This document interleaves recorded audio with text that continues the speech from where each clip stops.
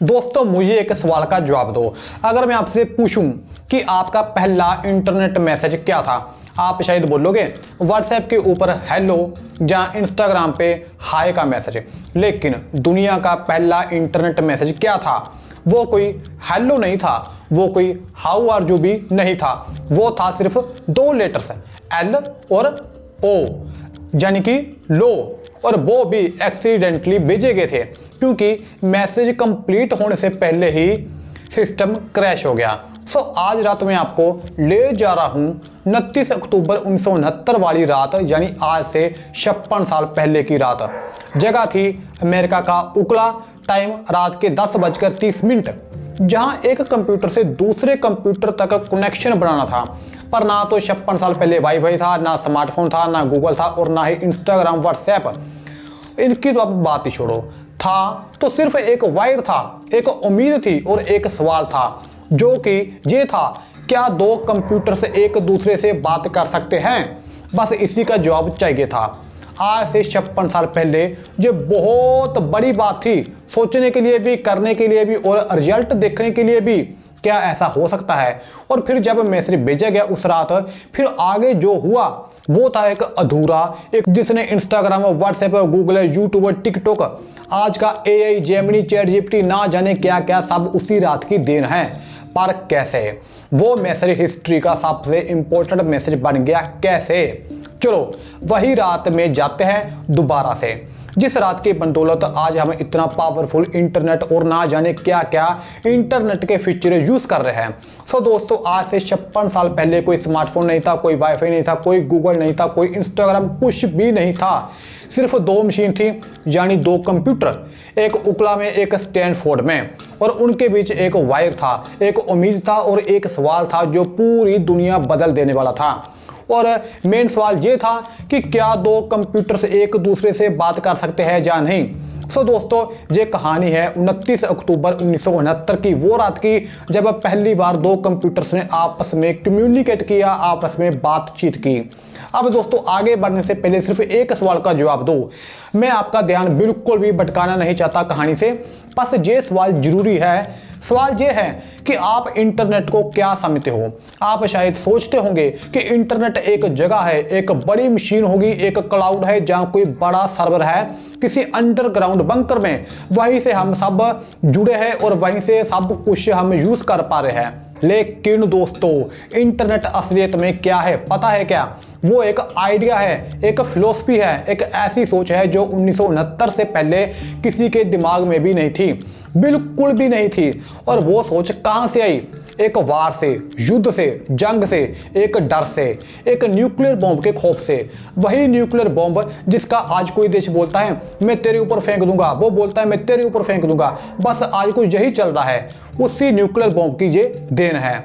सो चलो अब थोड़ा और पीछे जाते हैं। साल था 1957। अमेरिका और रशिया के बीच कोल्ड वार अपने पीक पर था। दोनों देश एक दूसरे को तबाह करने की तैयारी में थे। और फिर रशिया ने स्पुतनिक लॉन्च किया, यानी दुनिया का पहला आर्टिफिशियल सैटेलाइट। इस सैटेलाइट को देखकर अमेरिका हैरान हो गया। अमेरिका ने सोचा अगर रशिया स्पेस में पहुंच सकता है तो वो अमेरिका के ऊपर से भी गुजर सकता है। और अगर कल वार हुई, जंग हुई, युद्ध हुआ और अगर रशिया ने अमेरिका के कम्युनिकेशन सिस्टम पर अटैक कर दिया तो अमेरिका का पूरा कमांड एंड कंट्रोल नेटवर्क एक झटके में खत्म हो सकता है। यही डर था, यही प्रॉब्लम थी। और इसी प्रॉब्लम का सलूशन ढूंढने के लिए अमेरिकन सरकार ने एक नया एजेंसी बनाया, डरपा, यानी defence advance research projects agency. और डरपा को एक इम्पॉसिबल टास्क दिया गया, ऐसी कम्युनिकेशन सिस्टम बनाओ, बातचीत करने का ऐसा सीक्रेट सिस्टम बनाओ कि अगर न्यूक्लियर अटैक हो भी जाए तो भी बाद में वो सिस्टम काम कर सके और वो सिस्टम किसी एक पॉइंट पर डिपेंड ना करे। वो सिस्टम अगर एक जगह टूट जाए तो खुद को रिपेयर कर ले अपने आप ऑटोमेटिकली। अब सोचिए ये कितना बड़ा चैलेंज था। उस जमाने में कंप्यूटर्स थे लेकिन वो बड़ी बड़ी मशीन थी, एक एक कंप्यूटर पूरे कमरे जितना बड़ा था। और ये कंप्यूटर्स एक दूसरे से बात नहीं करते थे, हर कंप्यूटर से बस अपने आप में ही था। जैसे आज भी अगर सिर्फ दो इंसानों को अलग अलग कमरे में बिठा दिया जाए बहुत दूर दूर तो वो आपस में बातचीत नहीं कर सकते। सेम ऐसा ही पहले कंप्यूटर थे, अपनी दुनिया में मस्त रहते थे, आइसोलेटेड, अकेले। लेकिन डरपा के अंदर एक आदमी था जिसका नाम था JCR लिकलाइटर। लोग उसे लिक कहते थे और लिक का एक विजन था जो उस वक्त के हिसाब से ऑलमोस्ट पागलपन लगता था। उन्होंने 1963 में एक मेमो लिखा और इस मेमो में उन्होंने एक ऐसी दुनिया का डिस्क्रिप्शन किया जहां कंप्यूटर्स एक दूसरे से कनेक्टेड होंगे, जहां एक आदमी किसी भी कंप्यूटर से किसी भी दूसरे कंप्यूटर तक पहुंच सकता होगा। उन्होंने इसे लिखा था इंटरगैलेक्टिक कंप्यूटर नेटवर्क, यानी पूरी दुनिया के कंप्यूटर्स एक दूसरे से बात करेंगे। 1963 में, जब अभी ये पूरी तरह से संभव भी नहीं था, जब कंप्यूटर्स पूरी बिल्डिंग में फिट होते थे, जब नेटवर्किंग का कॉन्सेप्ट ऑलमोस्ट साइंस फिक्शन था, तब इस आदमी ने ये सपना देख लिया था कि एक दिन ऐसा आएगा ही आएगा। जैसे आजकल हम सपना देखते हैं कि टाइम मशीन बनेगी ही बनेगी, हम मंगल ग्रह पर बस्तियां बना के रहेंगे ही रहेंगे और इंडिया में भ्रष्टाचारी खत्म होगी ही होगी। सच में सेम वैसा ही ये भी उसका सपना था। अब जहां एक और आदमी एंटर करता है, लियोनार्ड क्लेनरोक। ये था उकला का प्रोफेसर और मैथमेटिशियन और ये भी बड़े बड़े सपने देखता था। क्लेनरोक ने एक थ्योरी डेवलप की जिसे कहते हैं पैकेट स्विचिंग, और ये थ्योरी ये वो सीक्रेट इंग्रेडिएंट थी जिसने ARPANET को पॉसिबल बनाया। तो पहले इस थ्योरी को समझते हैं ये कैसे काम करता है, क्योंकि ये समझे बिना आप ARPANET को ट्रूली फील नहीं कर सकते। आप ट्रूली फील नहीं कर सकते कि इंटरनेट कैसे बना। तो दोस्तों, आप इमेजिन कीजिए कि आप अपने दोस्त को एक लंबी चिट्ठी लिखना चाहते हैं। पुराने ज़माने में पूरी चिट्ठी एक लिफाफे में जाती थी, एक डाकिया वो चिट्ठी आपसे लेता था, फिर एक रास्ते से जाता था और अगर वो रास्ता बंद हो जाए तो चिट्ठी वहाँ की वहाँ रुक जाती थी। लेकिन क्लेनरोक ने कुछ और सोचा, क्या हो अगर हम चिट्ठी को छोटे छोटे टुकड़ों में काट दें, हर टुकड़ा अलग लिफाफे में जाए, अलग रास्ते से, अलग स्पीड से जाए और अपने एड्रेस पर पहुंच के सब टुकड़े आपस में जुड़ जाए अपने आप। तो यही है उसकी पैकेट स्विचिंग। इसमें डाटा को पैकेट्स में तोड़ा जाता है, हर पैकेट इंडिपेंडेंटली ट्रेवल करता है, अलग रूट से, अलग स्पीड पर, और अपनी मंजिल पर पहुंचकर सब पैकेट इकट्ठा हो जाते हैं और फिर से एक कंप्लीट मैसेज बन जाता है। जैसे मान लो आपने अपने दोस्त को बोला, हेलो विनीत क्या कर रहा है। अब पहले क्या जाएगा, हेलो, फिर जाएगा विनीत, फिर क्या जाएगा, क्या कर रहा है। ये एक करके जाएंगे, लेकिन जब उसके पास पहुंचेंगे तो उसको एक इकट्ठा ही मैसेज दिखेगा। क्या दिखेगा, हेलो विनीत क्या कर रहा है। तो यही है पैकेट स्विचिंग। और सबसे खास बात, अगर एक रूट फेल हो जाए तो पैकेट दूसरा रास्ता खुद ढूंढ लेता है ऑटोमेटिकली, चाहे न्यूक्लियर अटैक ही क्यों ना हो जाए। तो यही तो वो था जो अमेरिका के डर का सल्यूशन था। लेकिन थ्योरी और रियलिटी में बहुत फर्क होता है दोस्तों। 1969 आते आते ARPA ने डिसाइड किया अब एक्सपेरिमेंट करते हैं, पहला ARPANET नेटवर्क बनाते हैं। इस काम के लिए 4 यूनिवर्सिटी चूज की गई, UCLA, Stanford research institute, UC Santa Barbara और यूनिवर्सिटी ऑफ ऊटा। यानी 4 नोड्स, 4 कंप्यूटर्स, एक वेब, एक एक्सपेरिमेंट, एक इम्पॉसिबल सपना। और फिर आया वो दिन 29 अक्टूबर 1969, रात के करीब 10:30 हो रहे थे। उगला के बोल्टर हॉल में चार्ली क्लेन अपने टर्मिनल के सामने बैठा था। अब ये चार्ली क्लेन कौन था? ये एक ग्रेजुएट स्टूडेंट था, नौजवान लड़का, अपने काम पर पूरा फोकस करता था, स्लाइटली नर्वस था। तो अब इस लड़के के सामने एक SDS सिग्मा 7 कंप्यूटर था, एक पूरे कमरे की मशीन, और दूसरी तरफ 350 मील दूर स्टैनफोर्ड रिसर्च इंस्टीट्यूट में बिल डुवेल बैठा था फोन पर। हाँ जी, फोन पर, क्योंकि उनके पास रियल टाइम चैट नहीं थी, कम्युनिकेशन का वो जरिया अभी एग्जिस्ट नहीं करता था। अब सारा कुछ सेट हो जाने के बाद प्लान एकदम सिंपल था। क्लैन लॉगिन टाइप करेगा उकला के कंप्यूटर पर, ये शब्द स्टैनफोर्ड के कंप्यूटर पर शो होने चाहिए थे। बस इतना ही था पहला मैसेज, लॉगिन। लेकिन क्या आप जानते हैं वो पहला मैसेज क्या था जो असल में गया? मैं आपको सीधा नहीं बताऊंगा, थोड़ी देर रुको, पहले ना आप वो थोड़ी टेंशन फील करो उस रात वाली। क्लेन ने एल टाइप किया, डुवेल ने फोन पर कंफर्म किया, एल मिल गया। क्लेन ने ओ टाइप किया, उधर से जवाब आया, ओ मिल गया। और फिर क्लेन ने जी टाइप किया और सिस्टम क्रैश हो गया। जी टाइप करते ही बस सारे सपने खत्म हो गए, पूरी मशीन डाउन होगी।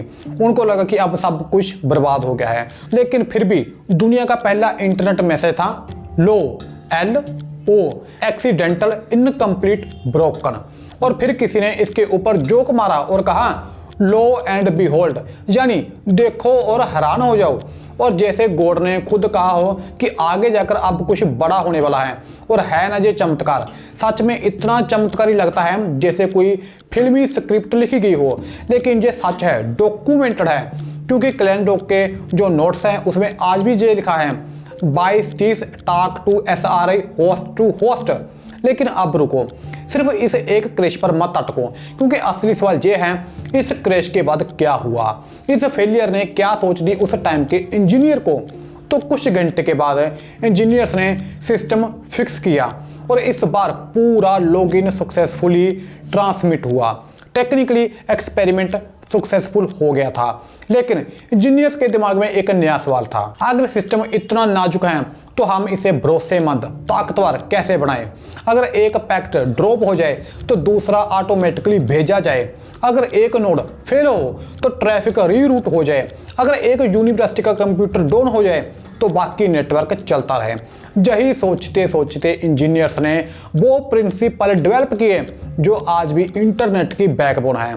उन्होंने 3 काम किए मेन रेडंडेंसी, फॉल्ट टॉलरेंस और डिस्ट्रीब्यूटेड आर्किटेक्चर। यानी रेडंडेंसी का मतलब एक्स्ट्रा बैकअप कंपोनेंट्स रखना ताकि एक फेल हो जाए तो सिस्टम फिर भी चलता रहे।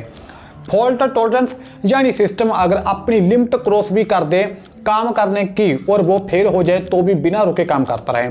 और तीसरा था डिस्ट्रीब्यूटेड आर्किटेक्चर, यानी सिस्टम को एक जगह नहीं बल्कि मल्टीपल मशीन्स और लोकेशंस में बांट कर चलाना। आज जब आप वेबसाइट पर मैसेज भेजते हैं और एक सर्वर डाउन होता है, आपका मैसेज फिर भी पहुंचता है। क्योंकि 1969 की उस रात की फेलियर ने इंजीनियर को सोचने पर मजबूर किया था कि आगे चलकर ऐसा होगा और इसके लिए हमको पहले ही तैयारी करनी पड़ेगी। अब जहां एक लेयर और खोलते हैं दोस्तों, क्योंकि ARPANET सिर्फ एक टेक्निकल एक्सपेरिमेंट नहीं था, ये एक पॉलिटिकल बैटल ग्राउंड भी था।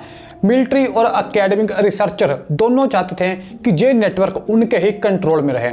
मिलिट्री का एजेंडा पता क्या था? सिक्योर और सीक्रेट कम्युनिकेशन। रिसर्च का एजेंडा था फ्री नॉलेज सबको मिले। और ये टेंशन, ये कॉन्फ्लिक्ट आज भी इंटरनेट पर एग्जिस्ट करता है दोस्तों। सरकार पूरा जोर लगा देती है सर्विलेंस पर, यानी आपके ऊपर निगरानी पर, और दूसरी तरफ आपके प्राइवेसी राइट्स भी है ना। और इसके अलावा कारपोरेट कंट्रोल इसको अपने हाथ में लेना चाहता है। और वहीं दूसरी तरफ ये ओपन सोर्स भी है, जैसे कि यूट्यूब हो गया, व्हाट्सएप हो गया, फेसबुक। दोस्तों मैं बात इंटरनेट की कर रहा हूँ, ठीक है ना। आप इधर उधर मत भाग जाना कि ये किसकी बात होने लगी है। अब सिंपल करके मैं आपको समझा दूं कि देखो, जैसे नेपाल में वहाँ की जो सरकार थी उन्होंने फेसबुक या फिर जितनी भी सोशल साइट थी उसके ऊपर रोक लगा दी थी ना।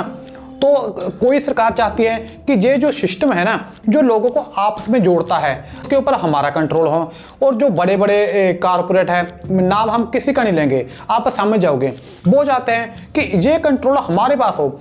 यानी कि एक ऐसा प्लेटफॉर्म जिसके जरिए कोई लोग आपस में जुड़ते हैं। मिलिट्री चाहती है वो हमारे कंट्रोल में हो, सरकारें चाहती है हमारे कंट्रोल में हो, बड़े बड़े लोग चाहते हैं वो हमारे कंट्रोल में हो।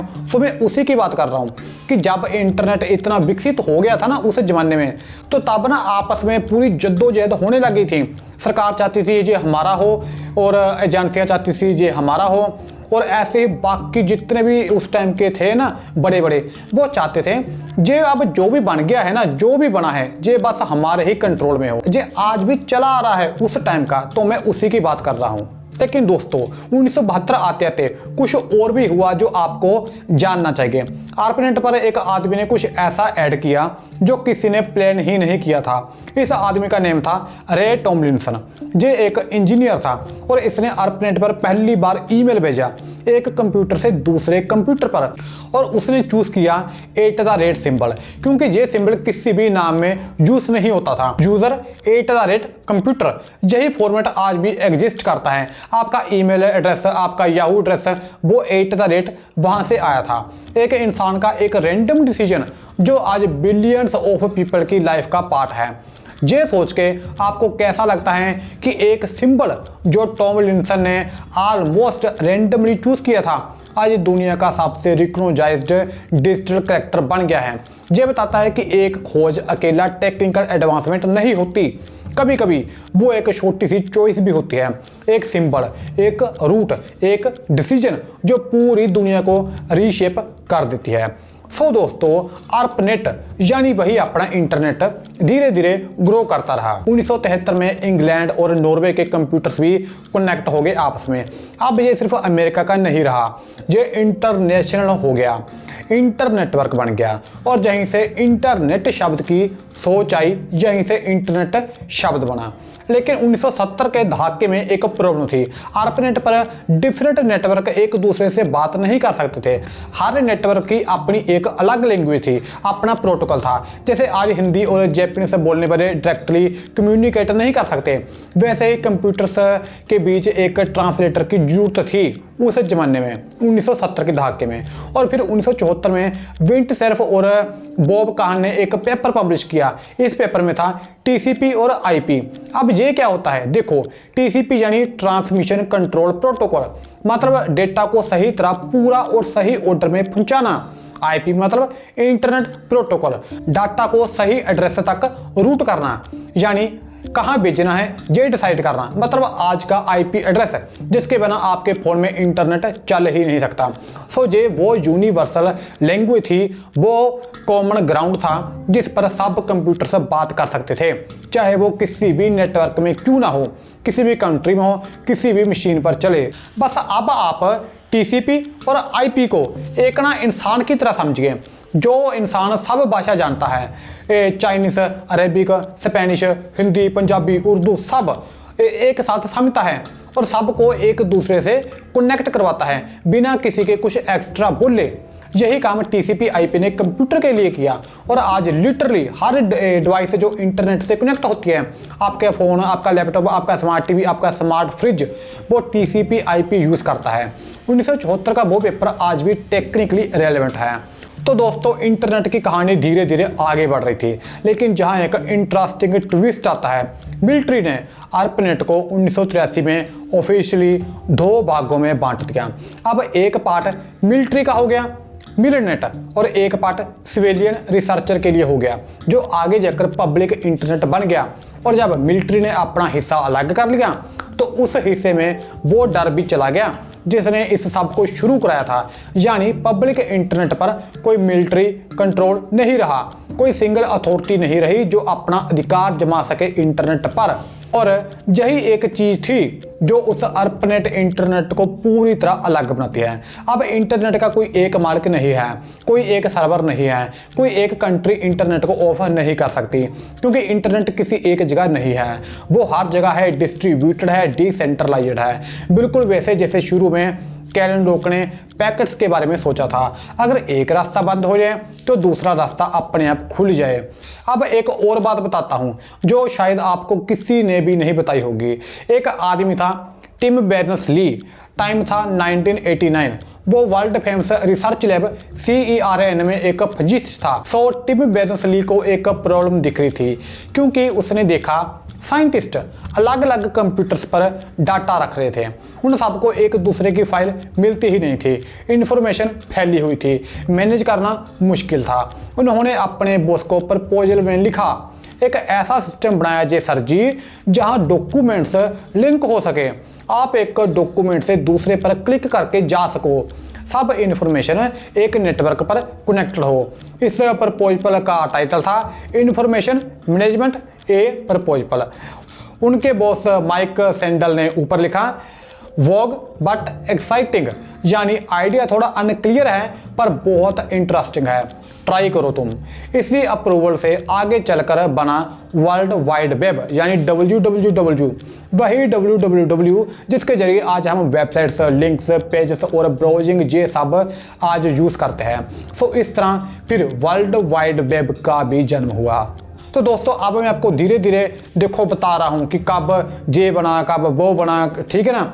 सच में ये चीज़ें इतनी आसान नहीं थी जितना आज हम इसको आसानी से यूज़ कर पा रहे हैं। तो इसलिए वीडियो में अभी बने रहो, बहुत कुछ आपके सामने आने वाला है। और एक और सबसे दिलचस्प बात बताऊं, इंटरनेट और वर्ल्ड वाइड वेब सेम चीज़ नहीं है। इंटरनेट वो इंफ्रास्ट्रक्चर है जिसमें वायरस, केबल्स, प्रोटोकॉल्स और पता नहीं कितने नेटवर्क ऑफ नेटवर्क्स आते हैं। और वर्ल्ड वाइड वेब एक सर्विस है जो इंटरनेट पर रन करती है। जैसे देखो, व्हाट्सएप, यूट्यूब, जीमेल ये सब इंटरनेट पर रन करते हैं, लेकिन ये इंटरनेट नहीं है, ये इंटरनेट का यूज़ करते हैं। और इंटरनेट एक हाईवे है। वही दूसरी तरफ www एक ऐसी गाड़ी है जो उस हाईवे यानी इंटरनेट पर चलती है। तो इतना क्लियर हुआ आपको। अब दोस्तों, धीरे धीरे 1991 आते आते बेर्नर्स-ली ने वेब को पब्लिक कर दिया, यानी कि www को पब्लिक कर दिया। एकदम फ्री, ओपन सोर्स, कोई पेटेंट नहीं करवाया उसने अपना कि इसके ऊपर मेरा हक है, ऐसा कुछ नहीं रखा। और यही डिसीजन ने इंटरनेट को वो बना दिया जो वो आज है। अगर बेर्नर्स-ली ने वेब को पेटेंट कर लिया होता, यानी ऐसे बोल दिया होता कि ये मेरा है, इसका मालिक मैं हूँ, तो शायद आज आपको हर वेबसाइट विजिट करने के लिए मोटे पैसे देने पड़ते। और शायद आज कोई यूट्यूब नहीं होता, कोई विकीपीडिया नहीं होता, यूट्यूब ये सब कुछ ना होता। हमारी डिजिटल दुनिया, फेसबुक, व्हाट्सएप, इंस्टाग्राम, ना जाने क्या क्या एक अलग ही लेवल की होती है। और 1990 के बाद में वो हुआ जो कोई सोच भी नहीं सकता था। साधारण लोग, students, businessman, artist, writer internet पर आने लगे। डायल अप कनेक्शन, वो मोडम का डरावना साउंड ई गर गा जो मोडम हमेशा करता था, कनेक्ट होते वक्त दुनिया ने सुनना स्टार्ट किया। फिर पहली बार अमेजोन ने ऑनलाइन किताबें बेचना शुरू की। पहली बार ईबे पर ऑक्शन होने लगे। पहली बार गूगल ने सर्च रिजल्ट दिखाने शुरू किए। और दुनिया ने महसूस किया पहली बार कि इन्फॉर्मेशन को कभी भी इस तरह आसानी से हासिल करना इतना आसान नहीं था। तो ये सब कुछ पहली बार हुआ था। ये सब उसी रात का रिजल्ट था जो 1969 में चार्ली क्रेन ने LO टाइप करके किया था। वो सिर्फ 2 लेटर्स नहीं थे, वो एक दरवाजा था। और उस दरवाजे के पीछे एक पूरी दुनिया थी जो अभी किसी ने नहीं देखी थी, लेकिन आज हम देख रहे हैं। अब मैं आपको कुछ ऐसा बताना चाहता हूँ जो इस सारी कहानी को एक नई दिशा देगी।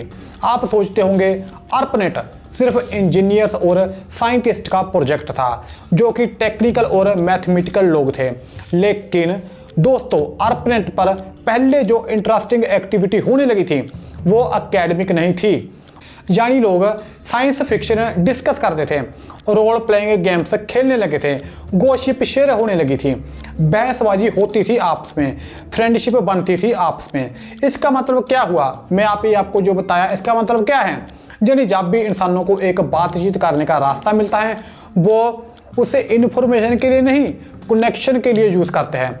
यही इंसानी आदत है, क्योंकि ARPANET बनाया गया था मिलिट्री कम्युनिकेशन के लिए, लेकिन लोग उस पर स्टोरी शेयर करने लगे, साइंस फिक्शन डिस्कस करने लगे। यही आज भी है ना। जैसे इंस्टाग्राम में बनाया गया था फोटो शेयर करने के लिए, लेकिन लोग उस पर बिजनेस करते हैं, रिलेशनशिप्स बनते हैं, और तो और हैशटैग चलाकर आंदोलन तक शुरू करते हैं। टेक्नोलॉजी हमेशा वो नहीं बनती जो डिजाइनर ने सोचा होता है, टेक्नोलॉजी वो बनती है जो लोग उसे यूज़ करना चाहते हैं। और अब वो सवाल जो शायद आपके दिमाग में आ रहा है, तो आज हम कहाँ खड़े हैं ARPANET से इंटरनेट तक, 1969 से लेकर 2026 तक हम कहाँ खड़े हैं। दोस्तों, इंटरनेट से वर्ल्ड वाइड वेब तक, वर्ल्ड वाइड वेब से सोशल मीडिया तक, सोशल मीडिया से स्मार्टफोन तक, स्मार्टफोन से क्लाउड कंप्यूटिंग तक, क्लाउड से AI तक, हर स्टेप में वो सेम कोर आइडिया, कनेक्ट करो, शेयर करो, डिस्ट्रीब्यूट करो और सर्वाइव करो। सो दोस्तों, वीडियो को करते खत्म, लेकिन याद रखिए 1969 में ARPANET ने इंटरनेट का बेसिक डिजाइन सेट किया था। आज ChatGPT, गूगल सर्च, जेमिनी और आपका व्हाट्सएप, इंस्टाग्राम सब उसी की बदौलत है। आज जो भी चल रहा है सब उसी रात की बदौलत है। बड़े बड़े मैसेज पैकेट्स में ट्रेवल करते हैं और रूट से चेंज होते हैं, डाटा फिर भी पहुंचता है। ये सब लियोनार्ड क्लैंडो की पैकेट स्विचिंग थ्योरी और TCP/IP की वजह से मुमकिन है, जो विंटसर्फ और बॉब काहन ने डिजाइन किया था। 29 अक्टूबर 1969 रात 10:30 पर चार्ली क्रेन ने उकला से SRI इंटरनेशनल को पहला मैसेज भेजा। लॉगिन टाइप करना था, सिस्टम क्रैश हो गया, सिर्फ LO पहुंच पाया। किसी को नहीं पता था ये मूवमेंट कितना बड़ा है। जैसे आइजैक न्यूटन को एप्पल देखते वक्त नहीं पता था, जैसे राइट ब्रदर्स को 12 सेकंड फ्लाइट का फ्यूचर नहीं पता था, सेम आर्पनेट को भी नहीं पता था। आर्पनेट तो बस एक डर से बना था, न्यूक्लियर वार के डर से, पर उस डर से एक ऐसी टेक्नोलॉजी पैदा हुई जिसे तोड़ना मुश्किल है। ना single point of failure information हर रूट से सर्वाइव कर सकती है। यही सोच बाद में जेसीआर लिकलाइटर, क्लैनरॉक, सेल्फ काहन और टिम बेर्नर्स-ली के आइडिया में जिंदा रही। यानी कि इंटरनेट को किसी एक ने नहीं बनाया, इसको बहुत लोगों ने बनाया है और इसी से बना connected world, web, message, video, knowledge sharing, पता नहीं क्या क्या। सो दोस्तों, दुनिया का पहला इंटरनेट मैसेज हेलो नहीं था, वो LO था, इनकम्प्लीट एक्सीडेंटल क्रैश्ड। और शायद इंटरनेट की सबसे सही तस्वीर भी वही है। लोग परफेक्ट नहीं होते, सिस्टम क्रैश होते हैं, फिर भी कनेक्शन बन जाता है। उकला से स्टैनफोर्ड तक गया वो एक वायर आज आपके फ़ोन तक पहुंच चुका है और बार बार दिन में पता नहीं कितनी बार आप उस तार से जुड़ते हैं। पता है कब? हर बार जब आप कोई मैसेज टाइप करके सेंड बटन दबाते हो तो आप उसी 1969 वाले कनेक्शन का हिस्सा बन जाते हो, उसी रात का हिस्सा बन जाते हो। वीडियो अच्छी लगी है तो लाइक, शेयर और चैनल को सब्सक्राइब करना मत भूलना। और ये जो वीडियो आ रही है ये दुनिया की सबसे अनसॉल्व्ड इंटरनेट मिस्ट्री है। अगर आपको जानने का शौक है तो ये वीडियो जरूर देखना, ये स्काडा 3301। और ये वीडियो को पूरा देखने के लिए आपका बहुत बहुत शुक्रिया।